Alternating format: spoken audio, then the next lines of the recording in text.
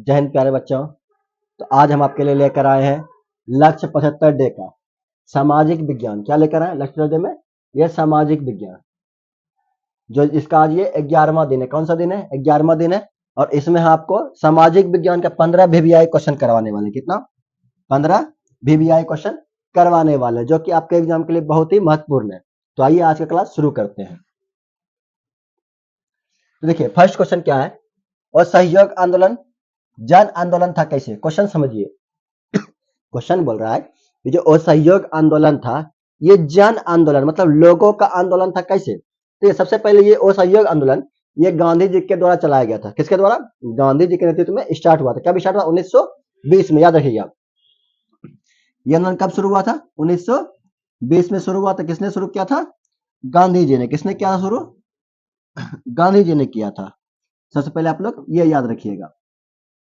अब देखिए कह रहा है कि ये आंदोलन जन आंदोलन था। कैसे? देखिए इस आंदोलन में जो भी कार्य निर्धारित किया गया था, ठीक है, किसी भी आंदोलन कोई कार्य होता है कि इसमें यह करना, तो जो भी आंदोलन में इस आंदोलन में जो भी कार्य निर्धारित किया गया था उसमें क्या था, सभी लोगों ने अपने अनुरूप, चाहे वो किसान हो, मजदूर हो, निम्न वर्ग का हो, मध्यम वर्ग का, पूंजीपति वर्ग का हो, या कोई सरकारी कर्मचारी हो, जो भी वर्ग का हो, जो भी व्यक्ति हो, वो उसमें क्या क्या इस आंदोलन में सभी ने अपने अपने अनुसार से उसमें सहयोग दिया था।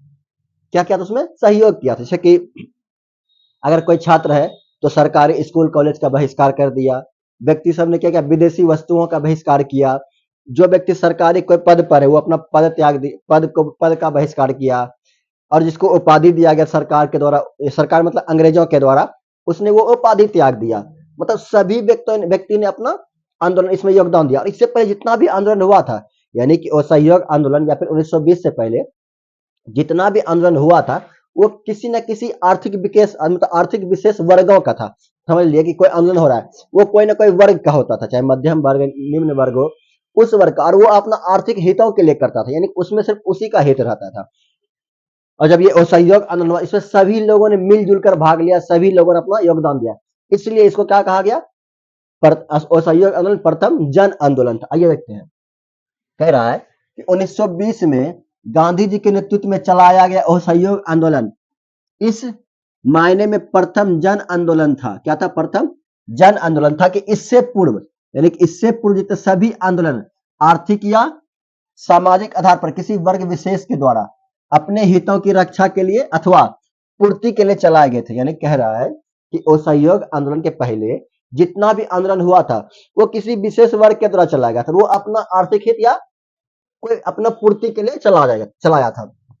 अब देखिए, जबकि असहयोग आंदोलन के कार्य ऐसे थे कि हर तरह के लोग इसमें अपना योगदान कर सके। बताए क्या बोला? असहयोग आंदोलन के कार्य ऐसे थे कि इसमें सभी तरह के लोग अपना योगदान कर सके। जैसे देखिए, सरकारी उपाधियों एवं अवैतनिक पदों का त्याग करना। जिस व्यक्ति को सरकारी उपाधि मिला त्याग कर दिया। जिस वेतन पर मतलब कोई पद पर पैसा नहीं मिलता उसका भी त्याग कर दिया। सरकारी स्कूलों एवं कॉलेजों का बहिष्कार करना। स्कूल में छात्र और शिक्षक क्या किए?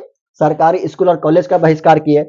सरकारी न्यायालय का बहिष्कार, यानी जो न्यायालय बनाया गया था सरकार की तरफ उसका बहिष्कार किया। लोग न्यायालय छोड़कर पंच में जाने लगे। यानी कि समझ लीजिए, जैसे अभी पहले गांव में क्या था, एक पंच होता है और एक न्यायालय होता है, तो व्यक्ति न्यायालय में अपना अपना मामला को लेकर नहीं जाने बजाय कहां पे? पंच में जाने लगे, यानी कि पंच उसका फैसला करने लगा।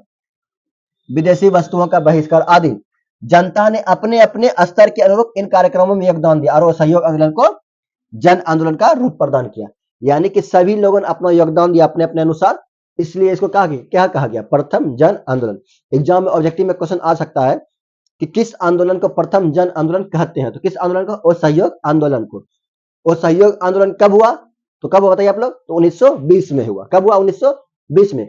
और यह आंदोलन किसके द्वारा चलाया गया था? गांधी जी के द्वारा। चलिए आप लोग स्क्रीनशॉट लीजिए इसका। चलिए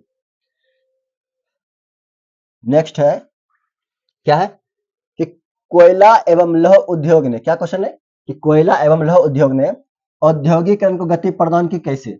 यानी क्वेश्चन बोल रहा है कि कोयला और लौह उद्योग औद्योगिकरण को गति प्रदान की, यानी उसके विकास में तेजी लाया कैसे? देखिए समझिए कि कोयला थी, लोहा से क्या हुआ? लोहा से क्या हुआ? नए नए मशीनों एवं यंत्रों का विकास हुआ। नए नए मशीनों, यंत्र संयंत्र, ये सब का विकास हुआ। यानी कि फैक्ट्री में वस्तु उत्पादन करने के लिए क्या चाहिए? यंत्र चाहिए, मशीन चाहिए, चाहिए ना। तो लोहा से ये सब चीज बन गया। और कोयला जो था उसको चलाने के लिए क्या चाहिए? कुछ तो साधन चाहिए। और आप लोग को पता है पहले कोयला से बिजली उत्पादन होता था। तो उसको चलाने के लिए शक्ति के रूप में कोयला का यूज किया गया। किसका यूज किया गया? शक्ति के रूप में कोयला का यूज किया गया, विद्युत के रूप में कोयला का यूज किया गया। जिससे क्या हुआ? वस्तु का उत्पादन अधिक मात्रा में होने लगा और कम समय में होने लगा। इसलिए क्या हुआ? लोहा और कोयला ने क्या किया? लौह उद्योग या फिर उद्योग को गति प्रदान कर दिया। आइए समझते हैं। औद्योगिकरण को गति प्रदान करने में कोयला एवं लौह उद्योग की काफी महत्वपूर्ण भूमिका रही है। लोहे से नई नई मशीनों, उपकरणों एवं यंत्रों का निर्माण संभव हो सका। यानी कि लोहा की नया मशीन, उपकरण, यंत्र का निर्माण संभव हो सका। तो कोयला शक्ति संचालन के रूप में इन मशीनों को स्वचालित करने में मदद किया और जिससे वस्तुओं का उत्पादन बड़ी मात्रा में संभव हो सका, जो औद्योगिकरण का प्रमुख कारण बना। समझ गए आप लोग? चलिए स्क्रीनशॉट ले लीजिए।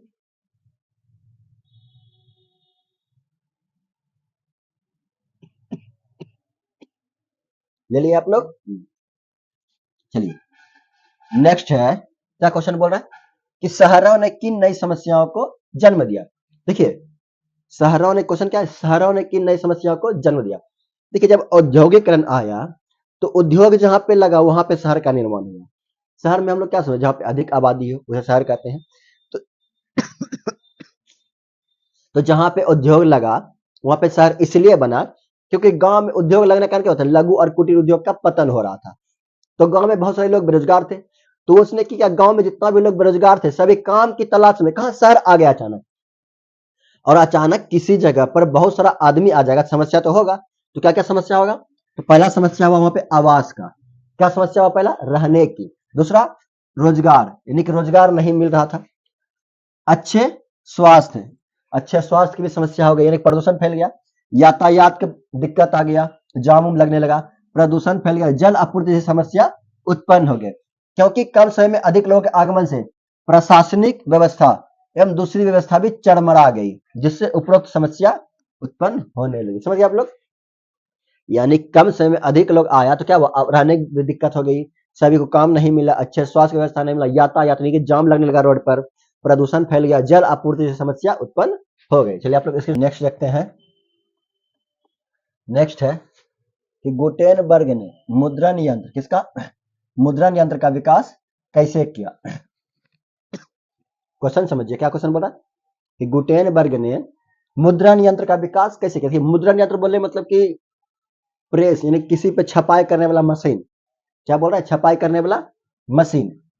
देखिए ये जो गुटेनबर्ग है ये क्या था? एक मतलब उस परिवार में जन्म लिया था। इसके उस परिवार में वैसे उसके परिवार में क्या था? एक तेल पीरने वाला मशीन था, जैतून का मशीन था, जैतून पीरने वाला मशीन था। तो उसने मुद्रण यंत्र का विकास करने के लिए क्या किया कि पहले मुद्रण यंत्र पर जितना भी ऐतिहासिक शोध हुआ था सबको पहले उसने एकत्रित किया। सबको क्या किया? एकत्रित किया। उसके बाद मुद्रण यंत्र में क्या क्या चाहिए? किसी भी चीज छापने के लिए टाइप चाहिए। तो उसने टाइप के लिए पंच क्या बनाया? पंच बनाया। उसके बाद मैट्रिक्स मोल्ड आदि बनाने पर योजनाबद्ध तरीके से कार्य किया। ये सब बना लिया। उसने क्या किया? दो गो प्लेट बनाया। फिर दो गो प्लेट में एक ऊपर वाला प्लेट में क्या किया? पहले दोनों प्लेट बनाया। तो एक प्लेट में क्या किया? उसने जो वर्ड लिखा हुआ था उसको लगा दिया और दूसरे प्लेट नीचे में रख दिया। तो उसने क्या किया? एक प्लेट को ऐसे लकड़ी से जोड़ दिया और दूसरे प्लेट को ऐसे नीचे में रख दिया। इस नीचे वाला प्लेट में क्या पेपर रख दिया और ये जो ऊपर में वर्ड लिखा हुआ था, प्लेट इसमें लिखा हुआ था जो छापना था, उसमें स्याही लगाकर ऐसे दाबता था और प्रेस करता था और प्रेस करने से छप जाता था। जैसे कि आप लोग देखे होंगे कि 1-2 रुपया मेहंदी लगाने आता, ऐसे इंक इंक में ऐसे मेहंदी लाल स्याही में लगाता है और आपके हाथ में से छाप देता है। बस उसी तरह का ये भी था। तो क्या बोल रहा है? मैट्रिक्स मोल्ड आदि बना योजनाबद्ध तरीके से कार्य आरंभ किया।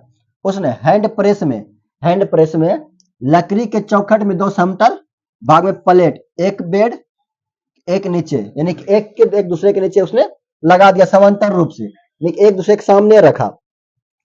कंपोज क्या हुआ? टाइप मेटर बेड पर कस दिया। टाइप जो था ऊपर वाला में, ये ऊपर वाला प्लेट में क्या हुआ? टाइप मेटर बेड को कस दिया एवं उस पर स्याही लगाकर एवं कागज रखकर प्लेट्स दबाकर मुद्रण कार्य को विकसित किया। बस यही है। आप लोग स्क्रीनशॉट लीजिए इसका। चलिए नेक्स्ट है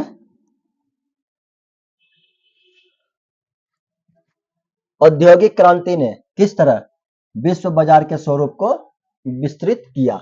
यानी कि पूछ रहा है कि औद्योगिक क्रांति जब शुरू हुआ तो विश्व बाजार के स्वरूप को कैसे उसने बड़ा कर दिया। सबसे पहले लोग समझते हैं विश्व बाजार किसे कहते हैं। देखिए, विश्व बाजार उसको कहेंगे, यानी कि वैसा बाजार जहां पे सभी तरह की वस्तुएं आम लोगों को खरीदने के लिए उपलब्ध हो। किसको क्या बोले? वैसा बाजार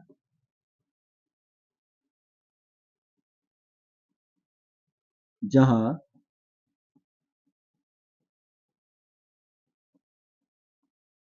सभी तरह की वस्तुएं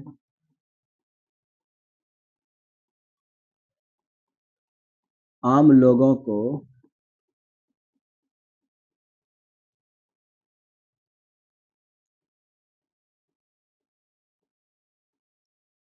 खरीदने के लिए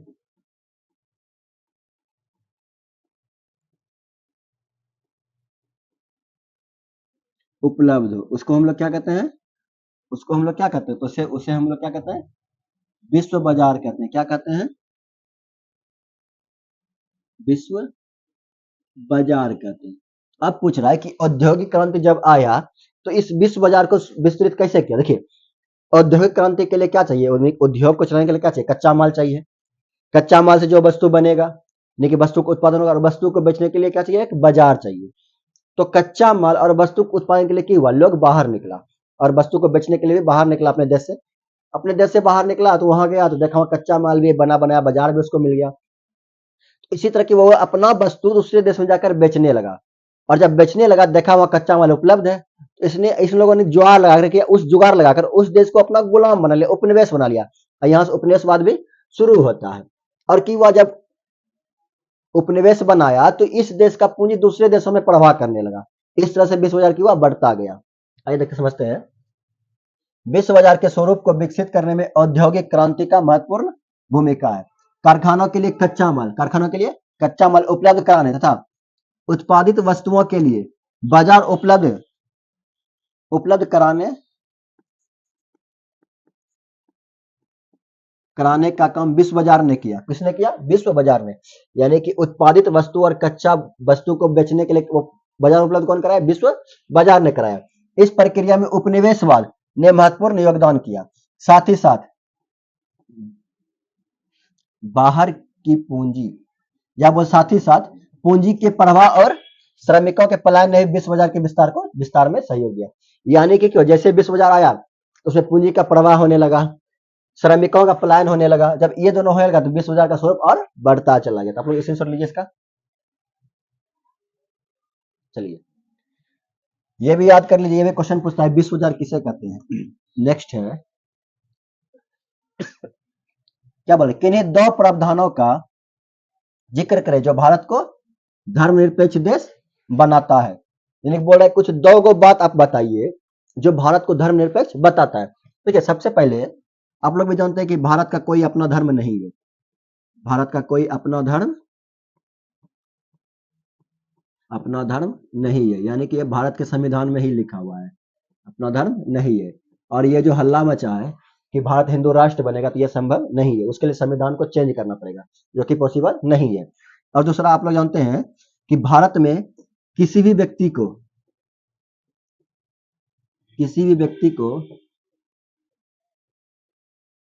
मतलब किसी भी व्यक्ति को कोई धर्म मानने के लिए कोई धर्म मानने के लिए मनाही नहीं है, मनाही नहीं है। यानी कि कोई व्यक्ति किसी भी धर्म को मान सकता है, इसका अर्थ यही हुआ। सिंपल भाषा में लिखे तो क्या लिखाएगा कि कोई व्यक्ति किसी भी धर्म को मान सकता है। यहाँ पे क्या है कि कोई भी व्यक्ति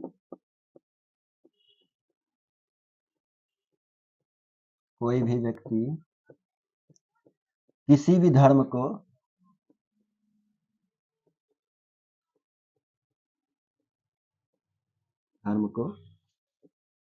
मान सकता है, यही हुआ इसका मतलब। और देखिए, भारत के संविधान संशोधन के द्वारा ये कहा जाता है कि भारत एक धर्मनिरपेक्ष राज्य। आप लोग प्रस्तावना में भी पढ़ते होंगे, भारत एक धर्मनिरपेक्ष राज्य है। तो संविधान के द्वारा भी कहा गया है तो ये दो को काफी है। आगे देखते हैं पीपीटी क्या बोला है। भारतीय संविधान की प्रस्तावना में संविधान संशोधन के द्वारा भारत को धर्मनिरपेक्ष राज्य घोषित किया गया है, पहला।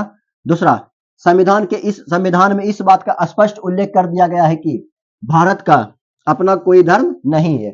देखिए आप दो को ये याद कर लीजिए, फिर दो को ये याद कर लीजिए, दोनों है आंसर। तो आप लोग स्क्रीनशॉट ले लीजिए। चलिए नेक्स्ट है 7वां क्वेश्चन बोल रहा है सत्ता की साझेदारी का अलग अलग तरीके क्या है। क्या क्वेश्चन बोला है। तो ये सबसे पहले आप समझे सत्ता किसे कहते हैं। आप लोग देखते होंगे देश में जब चुनाव होता है तो जो पार्टी जीतता है हम लोग कहते हैं सत्ता में है। क्या कहते हैं, ये पार्टी अभी सत्ता में है, वही हो गया। फिर बोला सत्ता की साझेदारी। ठीक है, सत्ता की साझेदारी का मतलब है कि जब देश के विभिन्न वर्गों को सत्ता में हिस्सेदार बनाया जाए। आप लोग देखे होंगे कि जो सत्ता अभी जो पार्टी जीता है, बीजेपी से जीता, उस पार्टी में क्या खाली एक ही धर्म का या फिर एक ही जाति का व्यक्ति है। सभी धर्म का सभी जाति का व्यक्ति है, हर एक जगह से व्यक्ति है। तो वही हुआ कि जब सत्ता में सभी वर्गों के लोगों को हिस्सेदार बनाया जाता है उसको हम लोग कहते हैं सत्ता की साझेदारी। यहाँ पूछे अलग अलग तरीके क्या है। तो जब सत्ता में क्या करेंगे हम लोग, जो धर्म समुदाय जाति ये सब है, ये सब क्या देखिए या भाषा धर्म क्षेत्र समुदाय के बीच भेदभाव समाप्त कर दिया गया है।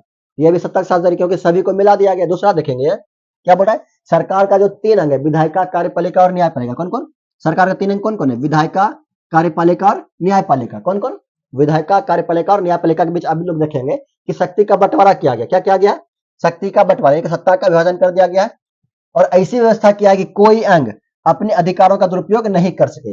इससे अधिक लोगों को सत्ता में साझेदारी सुनिश्चित होगा।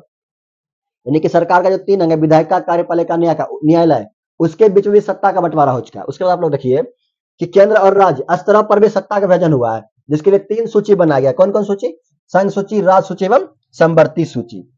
यानी कि अगर संघ का कोई मामला होगा तो इसमें डाला जाएगा, अगर कोई राज्य का है तो इसमें डाला जाएगा, अगर कोई नया बन रहा है तो इसमें डाला जाएगा समवर्ती सूची में।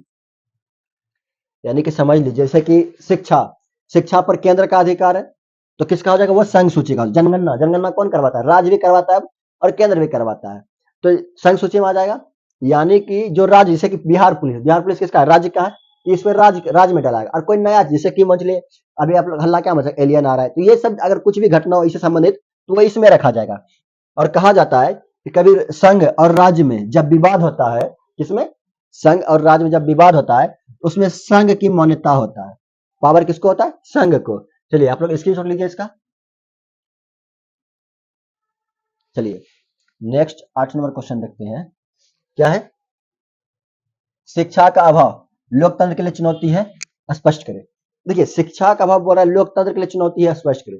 आप ही लोग समझिए कि लोकतंत्र में क्या है, बहुत सारे व्यक्तियों को पता ही नहीं है कि किस अपना उसका अधिकार क्या है, उसका कर्तव्य क्या है, ये सब पता नहीं है। वही बोल रहा है कि शिक्षा का अभाव लोकतंत्र की चुनौती है। कैसे, जब देखिए आप लोग भी जानते हैं कि देश में आधे से अधिक आबादी क्या अभी भी निरक्षर है, यानी कि वो शिक्षित है। तो शिक्षित होने के कारण उसको पता ही नहीं चला उसका कर्तव्य क्या है लोकतंत्र के प्रति, उसका धर्म क्या है, उसे क्या करना चाहिए, किस व्यक्ति को वोट देना चाहिए, कौन हमारे लिए सही है, कुछ पता नहीं चलता। जिससे जो व्यक्ति बोलता है वो कर लेता है। तो वही कहता है कि शिक्षा का अभाव लोकतंत्र की चुनौती है। कैसे, स्पष्ट है। देखिए शिक्षा का अभाव भारतीय लोकतंत्र की सबसे बड़ी बाधा है। भारतीय समाज का एक बड़ा भाग आज भी निरक्षर है। क्या है, निरक्षर है। क्या है, आज भी निरक्षर है। शिक्षा के अभाव में व्यक्ति अपने अधिकारों कर्तव्यों को भली प्रकार समझ नहीं पाते हैं। शिक्षा के द्वारा ही वे अपने आर्थिक सामाजिक राजनीतिक सांस्कृतिक एवं विविध प्रकार के अधिकारों के प्रति सजग होंगे। समझ गए। चलिए स्क्रीनशॉट लीजिए आप लोग। चलिए नेक्स्ट है आर्थिक नियोजन क्या है, क्वेश्चन यही है। देखिए समझिए आर्थिक नियोजन हम लोग उसे कहेंगे। देखिए कहा जाता है कि देश में जो भी संसाधन है, देश में जो भी संसाधन है, देश को जब उस संसाधन का मतलब जरूरत पड़ेगा वो संसाधन का उपयोग करेगा वो। और किस लिए उपयोग करेगा, विकास के लिए। समझ लीजिए आप पढ़ रहे हैं, आपके पास बहुत सारा कॉपी कलम किताब सब सब्जेक्ट का कॉपी है, किताब है, तो आप लोग क्या करें, जब जिसका जरूरत पड़ता है उसको निकाल कर याद कर लेते हैं, इससे आपको नॉलेज प्राप्त होता है। उसी तरह देश को जब भी जो भी संसाधन देश के पास उपलब्ध है उस संसाधन का देश अपने विकास के लिए उपयोग करेगा, उसी को हम लोग कहते हैं आर्थिक नियोजन। परिभाषा देखते हैं। राष्ट्र की प्राथमिकताओं के अनुसार यानी कि देश की जरूरतों के अनुसार देश के संसाधनों का विभिन्न विकासात्मक क्रियाओं में, किसके लिए? विकासात्मक क्रियाओं में प्रयोग करना आर्थिक नियोजन कहलाता है। क्या कहलाता है? आर्थिक नियोजन कहलाता है, जिसका मुख्य उद्देश्य आर्थिक विकास की दर को बढ़ाना है। मुख्य उद्देश्य क्या है? आर्थिक विकास की दर को बढ़ाना। कृषि एवं उद्योग का आधुनिकीकरण करना। क्या है? कृषि एवं उद्योग का आधुनिकीकरण करना। और क्या? आत्मनिर्भरता को प्राप्त करना तथा सामाजिक न्याय को बढ़ावा देना। ये उद्देश्य है। उद्देश्य भी आप लोग याद करिए, कर लीजिएगा। पहला पहला उद्देश्य क्या है? आर्थिक विकास की दर को बढ़ाना। दूसरा क्या है? कृषि एवं उद्योग के आधुनिकीकरण करना। आधुनिकीकरण मतलब कि अभी जो चल रहा है वो करना। आर्थिक विकास की दर को, यह हो गया। फिर क्या? आत्मनिर्भरता को प्राप्त करना तथा सामाजिक न्याय को बढ़ावा देना। समझ गए आप लोग? चलिए इसके शॉट लीजिए। चलिए नेक्स्ट है आपका 9 नंबर क्वेश्चन। क्रेडिट कार्ड क्या है? देखिए क्रेडिट कार्ड एक तरह से एटीएम कार्ड की तरह ही होता है।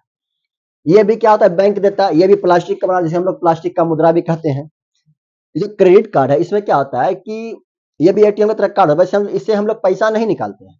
ये क्या होता है कि बैंक, जब आपके अकाउंट में पैसा नहीं भी रहेगा तो बैंक यानी कि आपके अकाउंट में क्या ट्रांजेक्शन होता है, क्या पैसा आता है, क्या जमा होता जाता है, वो सब देख कर बैंक एक राशि निर्धारित कर देती है।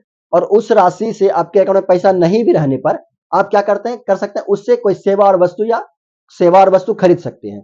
और वो बाद में आपका पैसा ब्याज के साथ या फिर जैसे भी हो, बैंक का जो भी कंडीशन हो, उस कंडीशन के साथ बैंक को आपको देना होता है। वही है क्रेडिट कार्ड। और क्रेडिट कार्ड का अलग अलग अलग देशों में अलग जगह नाम है, जैसे कि एक वीजा है, मास्टर कार्ड है, अमेरिकन एक्सप्रेस है। ये सब क्या विश्व में प्रसिद्ध है। चलिए देखिए समझिए। क्रेडिट कार्ड एक प्लास्टिक मुद्रा है। विश्व में प्रचलित क्रेडिट कार्ड में visa, master card, American express आदि प्रसिद्ध है। क्रेडिट कार्ड के अंतर्गत ग्राहक की वित्तीय स्थिति को देखते हुए बैंक उसकी साख मतलब विश्वास, साख मतलब क्या होता है? विश्वास। साख मतलब विश्वास या भरोसा, याद रखिएगा, विश्वास या भरोसा। उसकी साख की एक राशि निर्धारित कर देती, जिसके अंतर्गत वह अपने क्रेडिट कार्ड के माध्यम से निर्धारित धनराशि के अंदर वस्तुओं और सेवाओं को खरीद सकता है। चलिए आप लोग स्क्रीनशॉट लीजिए।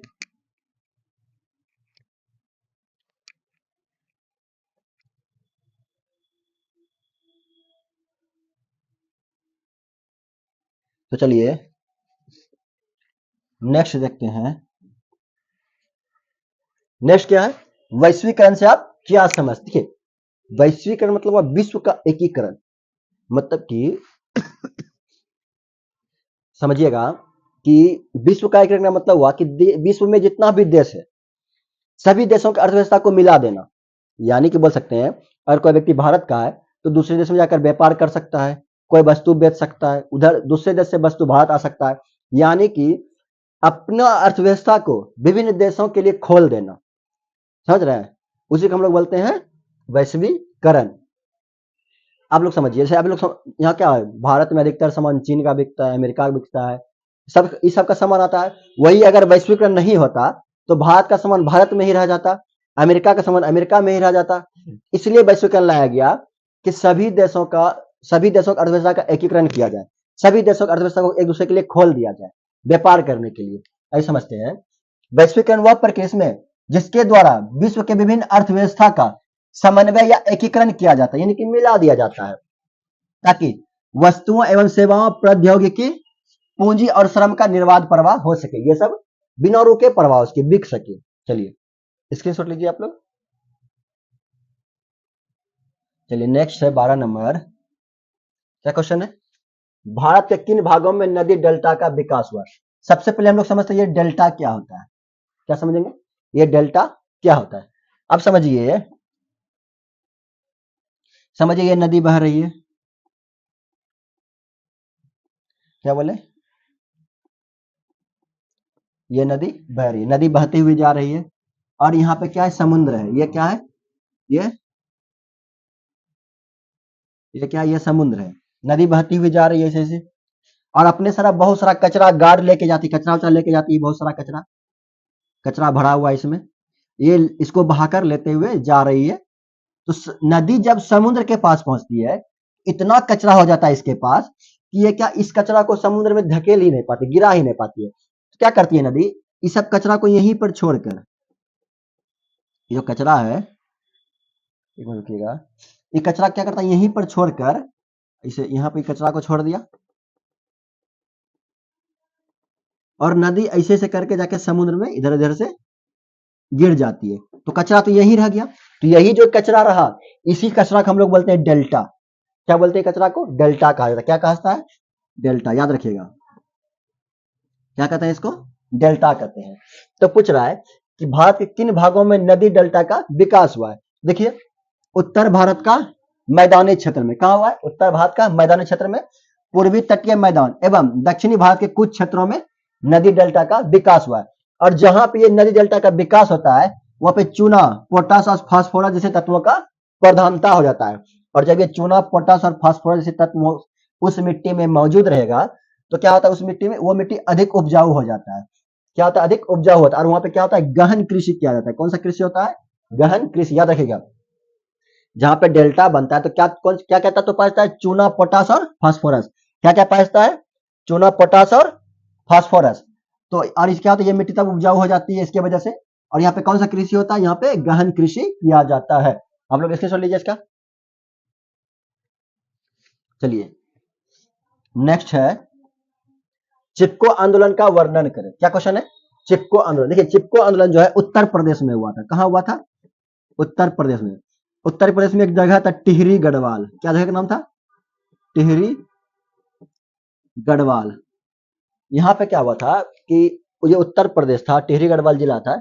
यहाँ पे उस समय जनजातीय लोग अधिक रहते थे, यानी अनपढ़ लोग अधिक रहते थे। और वो लोग जंगल से ही लकड़ी काटकर अपना जीविकापार्जन करते थे। तो सरकार ने क्या किया, उस जंगल का लकड़ी काटने का ठेका ठेकेदार को दे दिया, व्यापारी लोग को दे दिया। तो अब जब व्यापारी लोग को ठेका दे दिया, तो वो लोग तो लकड़ी जाके काट नहीं सकते थे। तो कि वो अभी लोग को, तो यहाँ पे एक व्यक्ति था सुंदरलाल बहुगुणा। कौन व्यक्ति था? सुंदरलाल बहुगुणा। याद रखिएगा, कौन? सुंदरलाल बहुगुणा। तो सुंदरलाल बहुगुणा ने क्या किया 1972 में। कब? 1972 में इन लोगों को लेकर जाकर वहां पे क्या, जो लोग ठेकेदार लोग था, जो लकहरा था, लकड़ी काटने वाला था, वो जब लकड़ी पेड़ को काटने आता था, तो ये लोग क्या करता था, पेड़ को बचाने के लिए पेड़ में चिपक जाता था।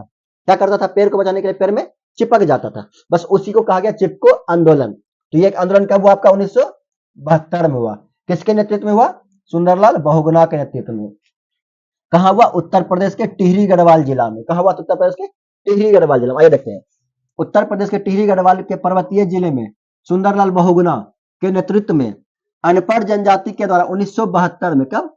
1972 में आंदोलन प्रारंभ हुआ।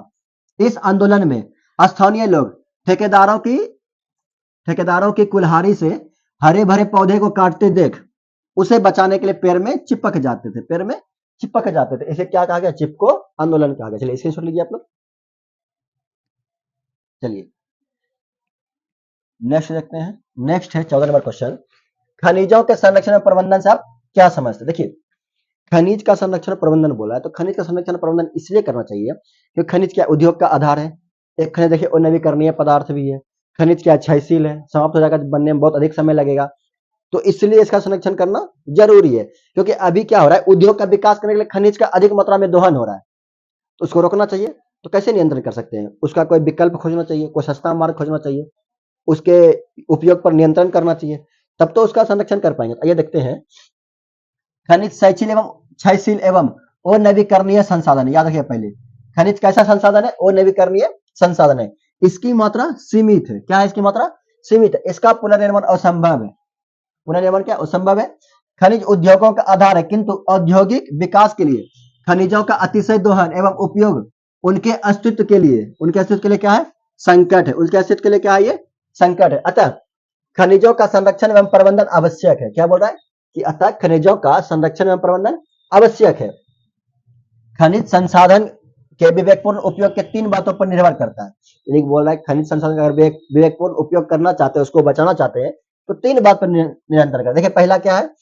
खनिजों के निरंतर दोहन से नियंत्रण। पहला क्या है? खनिजों का जो हम लोग निरंतर दोहन करते हैं, इसका नियंत्रण करना पड़ेगा। दूसरा, उनका बचत पूर्वक उपयोग। दूसरा क्या? उनका बचत पूर्वक उपयोग करना पड़ेगा। क्या करना पड़ेगा? उनका बचत पूर्वक उपयोग। और तीसरा, कच्चे माल के रूप में सस्ते विकल्पों की खोज। तीसरा क्या है? कच्चे माल के रूप में सस्ते विकल्पों की खोज। चलिए स्क्रीनशॉट लीजिए आप लोग। तो आइए, और आज का ये आपका लास्ट क्वेश्चन है, भारत में सड़कों के प्रादेशिक वितरण का वर्णन करें।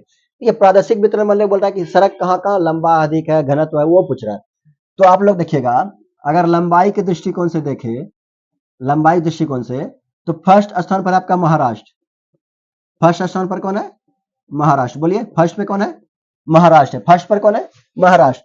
उसके बाद है उत्तर प्रदेश, आपका क्या है उसके बाद? उत्तर प्रदेश। और तीसरे नंबर पर है आपका उड़ीसा। क्या है तीसरे नंबर पर? उड़ीसा। क्या आता है? उड़ीसा। ये हो गया। अगर सबसे कम देखे सड़क कहां पे है लंबाई में, सबसे कम लंबा सड़क, सबसे कम लंबा सड़क देखिए तो ये आपका है लक्षद्वीप में। कहां है ये आपका? लक्षद्वीप में। कहां है? लक्षद्वीप में। मात्र 1 किलोमीटर लंबा सड़क है यहाँ पे। कितना? मात्र 1 किलोमीटर लंबा सड़क है। उसके बाद अगर हम लोग, ये तो हो गया लंबाई दृष्टि, उसके बाद घनत्व के आधार पर अगर देखें, किसके आधार पर? घनत्व के आधार पर देखें तो प्रथम स्थान है आपका केरल का। किसका है प्रथम स्थान? प्रथम स्थान क्या है? केरल का है। और दूसरा स्थान पर है आपका गोवा। प्रथम पर केरल, दूसरा पर है गोवा, और तीसरा पर है उड़ीसा। फिर से क्या है? उड़ीसा है। याद रखिएगा, एग्जाम में क्वेश्चन आएगा कि लंबाई की दृष्टि में सबसे अधिक स्थान किसका है? महाराष्ट्र का, दूसरा उत्तर प्रदेश और उड़ीसा का। घनत्व में केरल, गोवा, उड़ीसा। सबसे कम लंबा कहां है? लक्षद्वीप में। चलिए यहां देख लेते क्या है। पक्की सड़कों की लंबाई की दृष्टि से देश में महाराष्ट्र का पहला स्थान प्राप्त है। महाराष्ट्र को पहला स्थान प्राप्त है। इसके बाद क्रम में उत्तर प्रदेश एवं उड़ीसा उड़ीसा का दूसरा एवं तीसरा स्थान आता है। और पक्की सड़कों की सबसे कम लंबाई वाला राज्य लक्षद्वीप है। सबसे कम लंबाई वाला राज्य कौन सा है? लक्षद्वीप है। यहां मात्र 1 किलोमीटर लंबी पक्की सड़कें हैं। ये हो गया। उसके बाद सड़कों के घनत्व की दृष्टि से केरल प्रथम स्थान पर है। गोवा और उड़ीसा लंबी सड़कों के साथ दूसरे एवं तीसरे स्थान पर है। आप लोग स्क्रीनशॉट लीजिए। और यहाँ डे 11 का लक्ष्य 75 डे का जो डे 11 था, इसका 15 VVI क्वेश्चन यहीं पे समाप्त होता है। और इसका जो क्लास नोट्स पीडीएफ है, नोट्स के रूप में, ये स्क्रीन पीडीएफ नहीं, नोट्स के रूप में इसका पीडीएफ इसके डिस्क्रिप्शन में डाल देंगे। आप लोग वहां से ले लीजिएगा, डाउनलोड कर लीजिएगा और अच्छे से याद कर लीजिएगा, और अपने दोस्तों के पास भी शेयर करें और उसे सब्सक्राइब करने के लिए कहें। चलिए तब तक के लिए आप लोग को धन्यवाद। राधे राधे। मिलते हैं नेक्स्ट वीडियो में।